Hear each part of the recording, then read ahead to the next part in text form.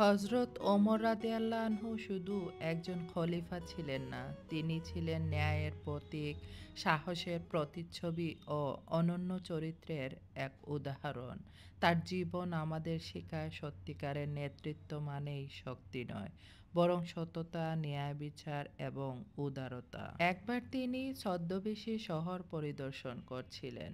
মানুষজন তখন ভেবেছিল খলিফা যখন নেই তারা যা খুশি তাই করবে। কিন্তু ওমর রাদিয়াল্লাহু আনহু দেখলেন একজন দরিদ্র মা তার সন্তানকে খাবারের জন্য ছোটখাটো প্রতারণার আশ্রয় নিয়েছেন। তখন তিনি ভাবলেন এই মাকে একটু সাহায্য করতে হবে। তখন তিনি সাহায্যের হাত বাড়িয়ে দিলেন।